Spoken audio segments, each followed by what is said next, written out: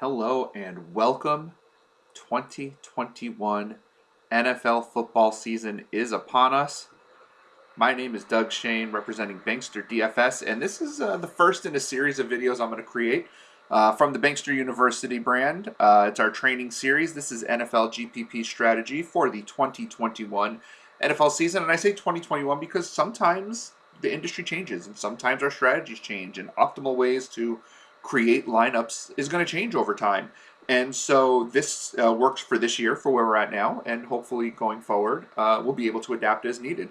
Before we get started, let me remind you that we will have our live stream every Sunday morning during the NFL season. Myself and Michael Gudadero, NFL Live Before Lock, 10:30 in the morning, taking you till noon, giving you an hour to finish your lineups after the show. We will cover inactives, GPP, and cash game lineups. That is Sunday morning, streaming live on YouTube and on Twitter. And again, as part of your Bankster DFS membership, here's what we cover at Bankster. Not just football. We cover all the sports. Baseball's still in full swing. NBA and NHL are about a month away from when I'm recording the video. Soccer is in full swing. College sports, niche sports. We've got it all in our Slack chat channels. We do have a number of some non-sports related, some non-DFS related channels, because we are more than just a DFS site. We are a community. And what does it cost to get into this community? Just $3.99 per week. That is not per sport. That is not per article, per anything. It's $3.99 a week. If you want to lower that effective cost per week, you can sign up for a month, $15.99 a month, or for a full year, $174.99 for the year. And please understand, when you sign up with us, we appreciate you coming to Team Bankster. If our prices go up for people who are joining us in the future, your price will never go up. As long as you stay with us and you don't cancel your membership, your price stays the same for as long as you're with us. So get in now while the price is still low, under $4 a week. And again, it includes everything, all sports, all content, no hidden fees, everything. And that everything is our daily player pools for all major and niche sports and college sports, our Slack chat, which is outstanding, as we covered above all the different channels for Slack chat, and award-winning articles and analysis from FSWA award winners and nominees, myself, Doug Shane, and Jeff Kaminsky. And I do believe on staff we have a number of future FSWA award-winning writers as well. Please make sure before we go further on this video, like, share, subscribe, click that notification icon. That helps us make more videos. The more you like it, the more we're going to make. So far, tons of great responses to our 2021 video series, which is why there's more. We do a daily video, the No Glitz, No Glamour daily video from me, covering whatever it is we're going to cover right now. Football season, we're going to cover a lot of football, but we'll cover other sports in there as well. We've got these training videos from Bankster University, of course, the live streams on Sunday mornings. Whew, breathe, Doug. Okay, let's get into what we're talking about today, and that is the Bankster University series GPP strategy for the 2021 football season. And when I'm looking at GPPs, tournaments, I'm looking at 5 considerations when I'm building my GPP lineups and figuring out what I'm going to do for my GPPs. Correlation, and that includes main stacks and mini stacks. The story that I'm going to tell. How to differentiate my lineup from everybody else. Cumulative roster percentage, and contest selection. Don't worry, we're going to spend some time on all this. This will be one of my longer videos. You may want to watch it on 1.25 or 1.5 speed. I find it's very enjoyable to do that. You'll still get what we're saying here. I don't talk that fast. So let's get into it. Let's talk about correlation. You're going to hear that word a lot. What is correlation? Correlation basically means one player's performance is going to have an effect on another player or group of players' performance. What one guy does affects someone else. There's both positive and negative correlation. We're going to talk about this, but first what you see on your screen right now, and I'm using this from week 1 of the 2021 NFL season. You might be watching this later on and go, those aren't the games this week. Recording this before week 1, so these are the games from week 1, and I wanted to show where a lineup or a couple of players here, and you see Russell Wilson, great quarterback, high scoring potential game, real high total in the Seattle-Indianapolis game. Calvin Ridley, one of the top receivers in the NFL, another potentially high-scoring game between Philadelphia and Atlanta. Both players in their own right are good tournament plays this week. GPP's tournaments, I'm going to use those terms interchangeably. They mean the same thing. They're both good tournament plays, but I would not consider them necessarily as a stack or as correlated players, because whatever Russell Wilson does not affect Calvin Ridley. Russell Wilson is not throwing a touchdown to Calvin Ridley. If Russell Wilson throws a touchdown, Calvin Ridley can't do anything to catch up to him because they're not playing in the same game. There's no correlation between Wilson and Ridley. Both individually good plays, but in tournaments and GPPs, we want to hit on not multipliers, right? Because you don't get a multiplier score. But if Wilson throws a touchdown, we'd like one of his pass catchers to get it because then we get points from both those players. In this lineup, if we don't add any Seattle pass catchers, there's nothing we can do with Wilson to like increase that score exponentially, right? And move up a field even more quickly.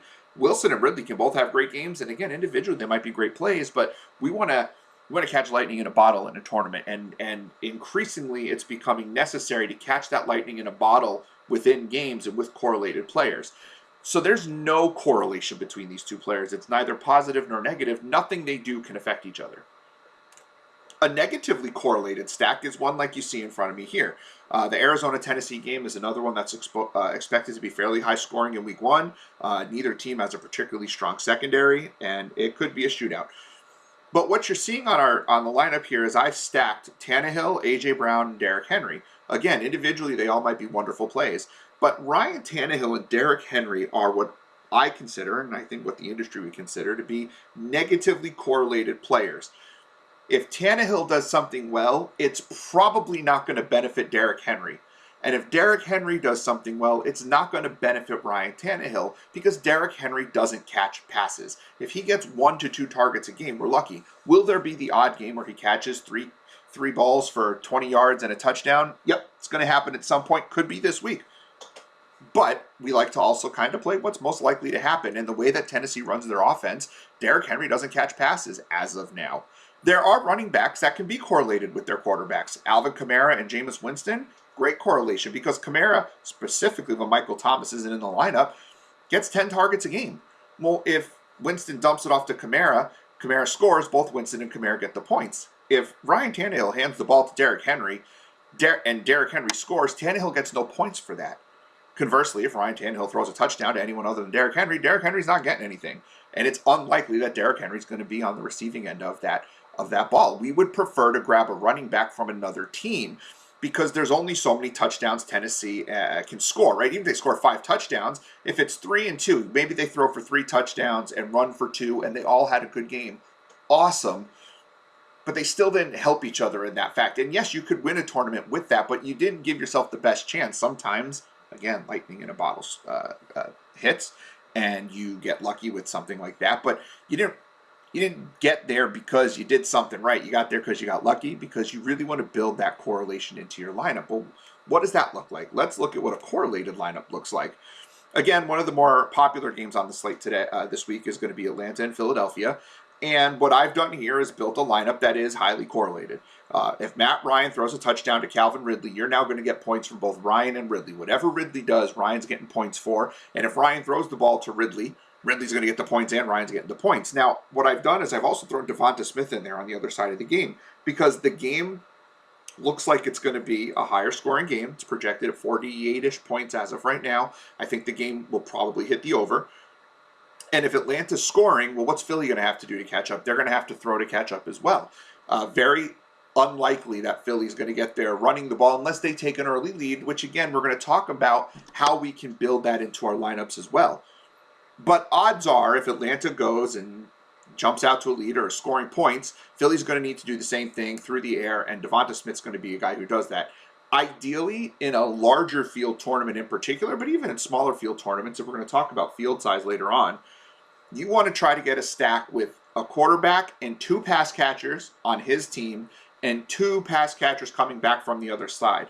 There's no problem in going with a full game onslaught. Do you always have to do that? No, of course you don't. There are going to be situations where it just doesn't make sense to do that, or you can't fit the players in your lineup that do that, so you don't do that. But it makes a lot of sense to run 1 quarterback, 2 of his receivers, and then 2 guys on the other side, or at the very least 1 guy on the other side for your main stack. We also talked about mini stacks, and I'll get into that in my weekly videos or the daily videos where we do our tournament stacks, the mini stacks we like, but that's really where I run a player on each side against each other. And again, that goes within the game script we have. One of my favorite mini stacks this week, in week 1, you've got Cleveland, who's historically bad against the tight end, going up against Kansas City. Odell Beckham is underpriced for Cleveland. He's cheaper than Jarvis Landry. He's very inexpensive. He's in the 5K range. So what I like to do is to run my main stack, let's say this Philly-Atlanta stack, and I will run another stack in that same lineup where I get Kelsey and Beckham in that lineup. Kelsey does well, Kansas City goes up, then Cleveland's going to have to throw to keep up, and Beckham is probably the top option in Cleveland, and he's definitely the most well-priced.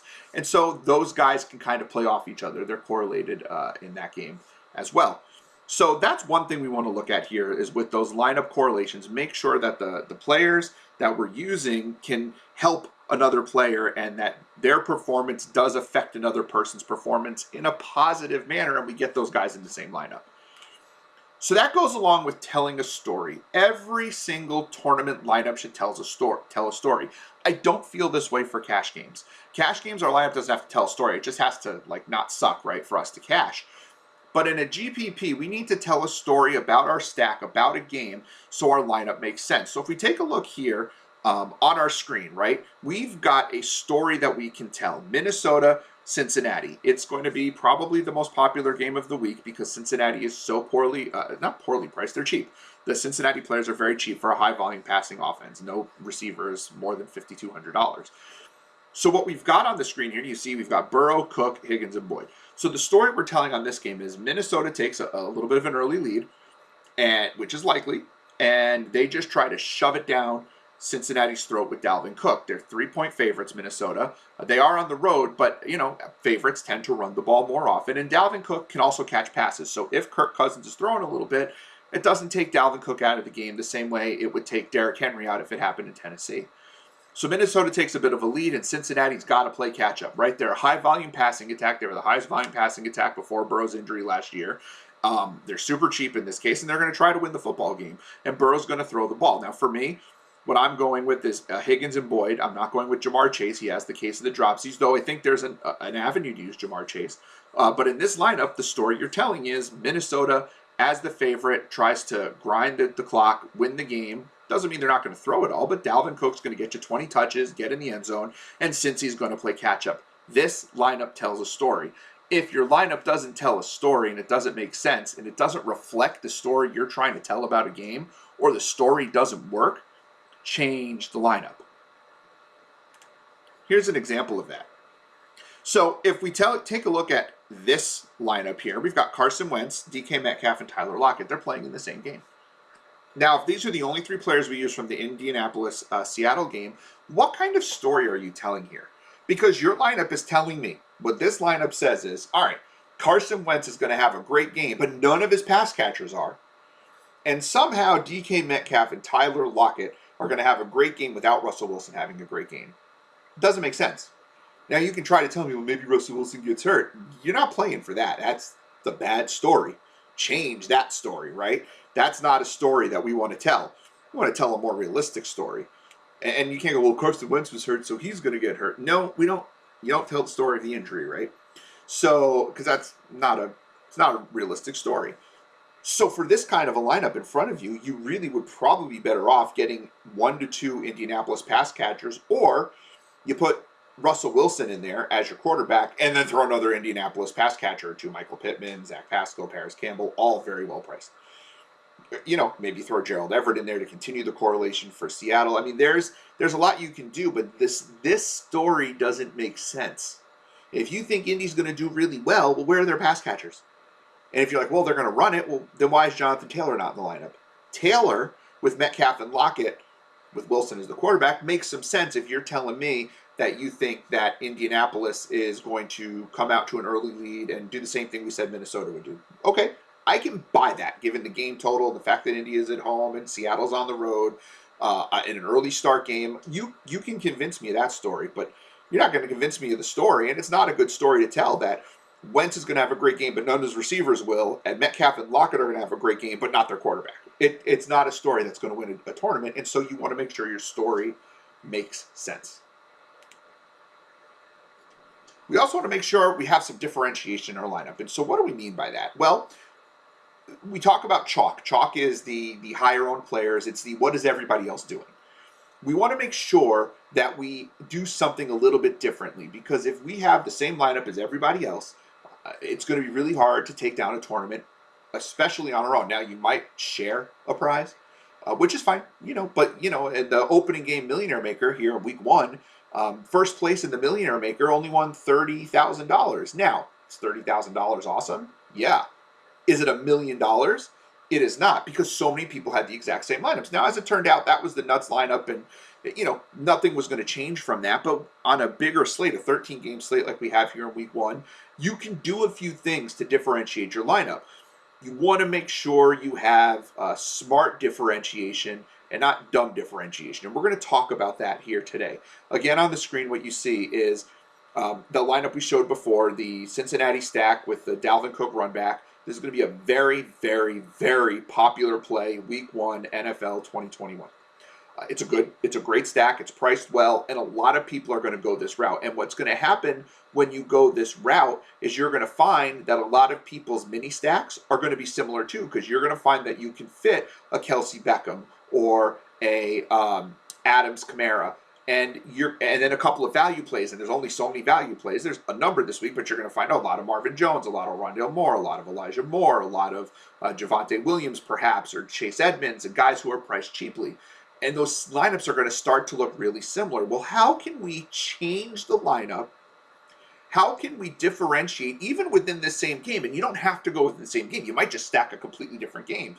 Maybe you go ahead and stack Jets and Carolina. I love that game this week. And maybe you stack that way, right? And you completely go off the grid in a game that could be a higher scoring game. That works, and you use some of the more popular mini stacks with that game. Or if you really think this is a game to target, well, let's change this lineup a little bit. Maybe it's Cincinnati that plays well. Maybe it's Minnesota that needs to do some throwing, or maybe Minnesota does well, but they get there by throwing the football. Okay, so run Kirk Cousins out there with Jefferson and Thielen. Right off the bat, your lineup's going to be different. Not just that Kirk Cousins and Jefferson and Thielen are so different than the other players that are going to be stacked if you go the Cincinnati route, because people might run Cincinnati with these Minnesota receivers, but Cousins is more expensive than Burrow, and you've got Jefferson and Thielen who are significantly more expensive than the Cincinnati receivers. So because you're spending up at those positions, you're not going to have as much left over for your mini stacks, which means they're going to have to be different. Maybe your mini stack then becomes Robbie Anderson and Corey Davis instead of Gronk and Kelsey, which again differentiates your lineup, just because you've got to save that money. Because you're spending more on this stack. And again, we run Joe Mixon and Jamar Chase out there. It doesn't have to be Jamar Chase. You can run one of the chalkier players. Maybe you run T. Higgins out there at a higher number. That's okay, because you've differentiated enough by changing your main stack from Cincy to Minnesota, even within the same game. And there's a very reasonable path for Joe Mixon to have a really good game, even if Cincy's playing catch-up, because Joe Mixon's supposed to get more playing time this year. Giovanni Bernard is gone. Mixon's going to start catching some passes. There's a story. Again, going back to the story, we can tell the story where Minnesota wins the game, Cincinnati plays catch-up, and Mixon and Chase are still guys that are worth playing in this game. That's a smart way to differentiate, even within the same game, without even having to look at a different game. Let's look at a dumb differentiation. And whenever I pull these examples, the players do really well. I did this a number of in middle of last year. I was saying, oh, let's be dumb. Let's play Chase Claypool and Travis Fulgham. This is before they were anything. They both had monster weeks. Out of nowhere. Ridiculous. So, maybe you stack Jacksonville, Houston here, but don't. This, to me, is dumb differentiation. Oh, no one's going to play Houston and Jacksonville, and surely they're not going to play the Houston side, so I'm going to stack Tyrod Taylor, but people know about Brandon Cooks. I'm going to use Nico Collins instead. Oh, and you know what? This is going to be like a Jameis Winston situation. I'm going to run the defense against my quarterback. That's bad differentiation. Everyone's going to be on James Robinson, but Urban Meyer said he's going to use Carlos Hyde this year, so I'm going to be smart and throw Carlos Hyde in there, and Marvin Jones is going to be chalk, so I'm going to throw DJ Chark in there, and nobody's using Chris Manhertz. No one knows who he is. He's going to be my tight end. That's bad differentiation. There's not a good story you can tell with this game. First of all, the likelihood of this game being a very high-scoring game is small. If it is, the likelihood that it's Houston that gets there, really small. It's more likely to be Jacksonville. And the likelihood that Tyrod Taylor has a good game and the Jaguars defense having a good game, yikes. And that it's Nico Collins, not Brandon Cooks or Phillip Lindsay having a good game, not likely. And the likelihood that Carlos Hyde has the good game on the other side for Jacksonville playing catch up to Houston, I mean, this is dumb differentiation. It'll be low owned.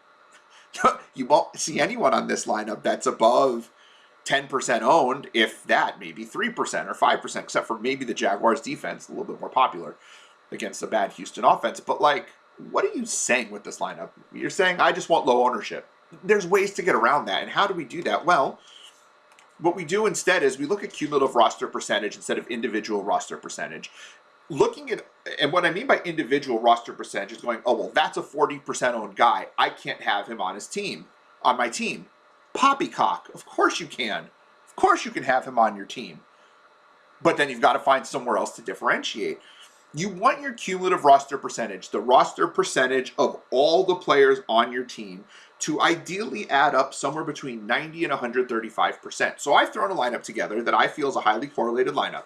I've got Jalen Hurts with Jalen Reagor and Devonta Smith, and I'm running it back with Calvin Ridley and Kyle Pitts. If Philly does what Philly does, and Atlanta does what Atlanta does, and this becomes a higher scoring game, and yeah, Matt Ryan could be okay, but I like the upside from Jalen Hurts on that side, and they're playing catch up and he's running the ball. That could be a really big stack, that Philly-Atlanta game.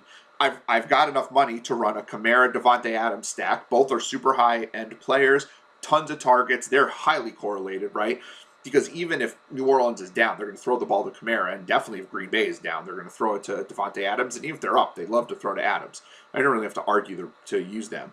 I like the Cardinals defense just because I like their stacking ability, so they're super cheap too, which allows me to go and get Javonte Williams, who I don't think is going to be very highly owned this week at only $4,000 and sharing time with Melvin Gordon, but I like what Vic Fangio has to say about him. I like what Teddy Bridgewater has to say about him, and I think he has an opportunity to get, even if he gets 50 yards, 3 catches, and he somehow gets into the end zone, right? 50 total yards and 3 catches is 8 points, and a touchdown is 6, is 14 points. 14 points on $4,000 is awesome. It's almost 4x. That's 3.5x on his price. That's great.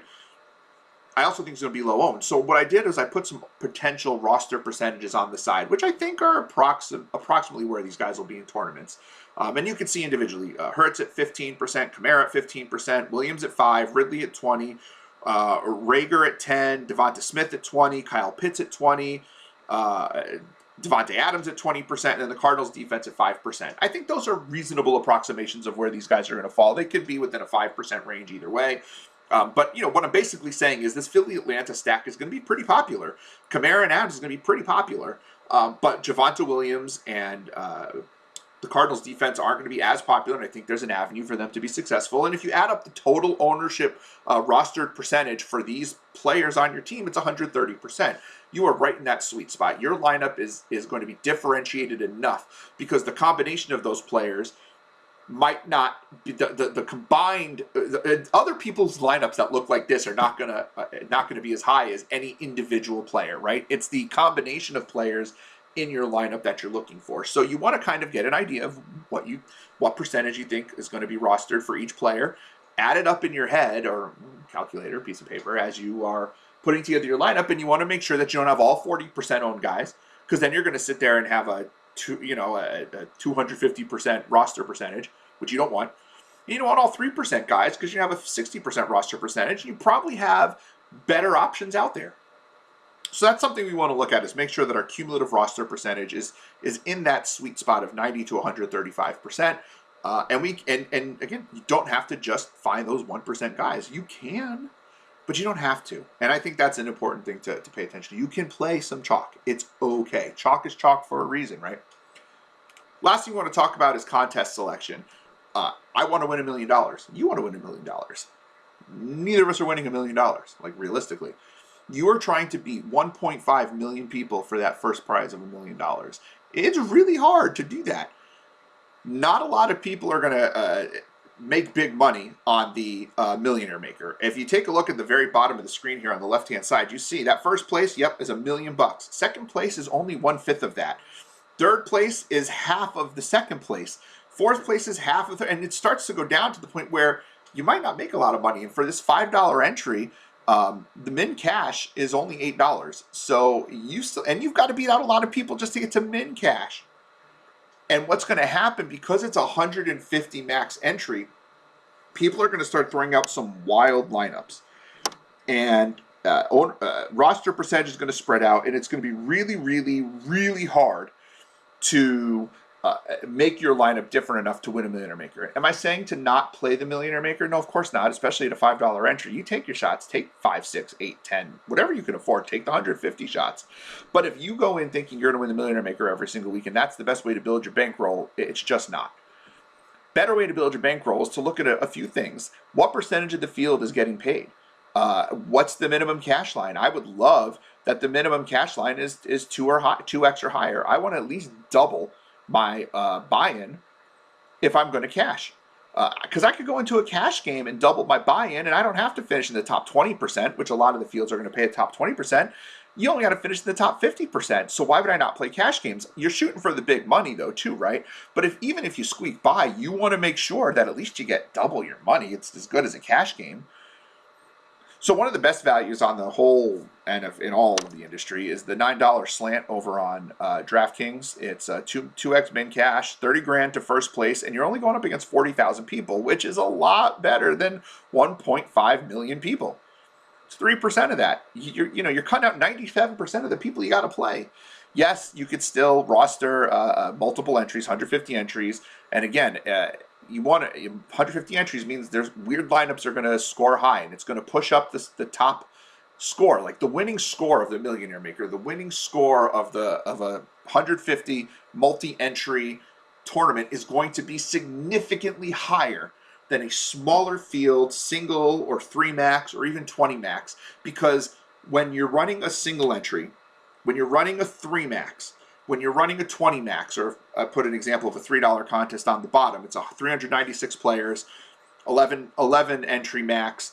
The people are going to stick more to the chalk. You're going to find the cumulative roster percentages are going to be higher because people are going to stick more to the chalky plays, right? You're not going to see as many Jets game stacks in this in the smaller field, smaller entry tournaments as you will in the Millie Maker or as you will in the slant. You're going to find that people are going to stick to the Green Bay New Orleans game. They're going to stick to the Seattle game. They're going to stick to the Atlanta game and the Cincinnati game. So it's really easy to differentiate without going to that Houston Jacksonville stack, right? You can differentiate with 1 or 2 players, be really different, still find good value, and have a chance to win. And I'm sorry, I just think it's a lot easier to beat 400 people for $150 or $100 in this case. Than to try to beat 1.5 million people for $1 million. My $5 entry to min cash, $8, and I still got to beat a million people to get there, just to get my min cash. Whereas this $3 contest, it's paying 23% of the field, so I only got to beat 78% of the field, and then I'm going to get what's the min cash? 2x on that $3 contest. So I'm still going to double my money. And I don't have to beat as many people. I don't have to beat a lot of people at all. And my odds and I can do it with a chalkier lineup that's easy to differentiate, that I'm going to feel far more comfortable with.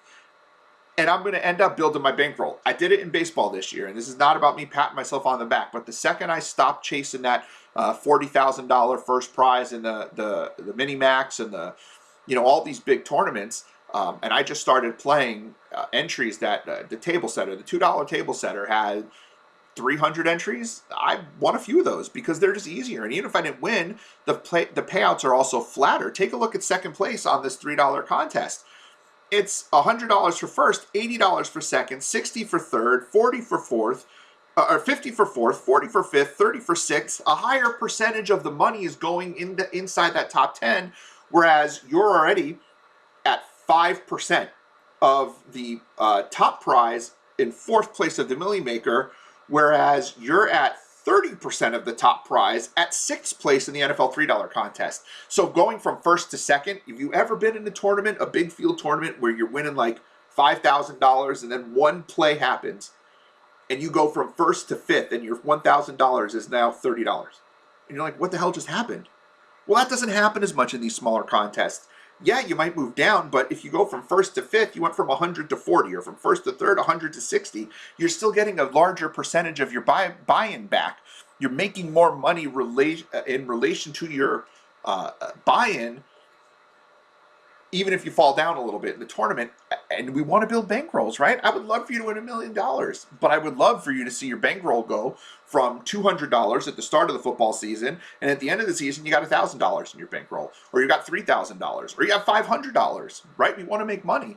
And so that's where that contest selection matters. We're going to talk about that a ton in Slack. We're going to talk a lot about the contest that we're entering, and please feel free to ask questions in the comment section or come into our Slack chat and ask questions about anything you've seen on this, not just for strategy. You can talk to us about whatever week it is you've seen this video. Talk to us about what you want to do. That's one of the benefits of our Slack chat. We've always got team members in there to talk to each other. The rest of the Bankster community loves to share their ideas as well, but we're getting very good at contest selection, leverage plays, building better lineups, and our NFL cash games, which this is about GPPs, but our cash games were on point last year, and I expect them to be there again this year as well. And that the money of this membership of Bankster DFS is in that Slack chat, because we can talk to you guys, and that's the reason we changed the time for our Sunday live streams, because we used to take you right up to kickoff. Now we're stopping an hour before kickoff, so Gouda and I and the rest of Team Bankster can be in there and talk to you all about your lineups and what contests we're picking and late breaking news and how to differentiate and where we can find overlay right in that Slack chat. And folks, it is under $4 a week, and you get everything. Not just football, not just Slack chat, not just these videos, everything we do. Every sport, every outlet that we cover, we cover so many different sites: FanDuel, DraftKings, Prize Picks, Super Draft, Yahoo, whatever you want, we've covered it. Sports betting, like we are, prop betting, which we love. We're on top of all of those things. Under $4 a week, you should sign up now. If you want to lower that effective cost, we do have monthly and yearly options. And again, if you stick with us and you cancel your membership, your price will never increase. Even if our prices go up for new members, your price will never change, and you get it all. $3.99 a week, banksterdfs.com. If you have any questions, please feel free to hit me up on Twitter at Bankster17. And don't forget to like, share, subscribe, click the notification icon. We will be back with more videos. Keep checking out for what other videos we have in the Bankster University series. Thank you so much for taking the time to listen. Like, share, subscribe, click the notification icon, banksterdfs.com. We will see you later.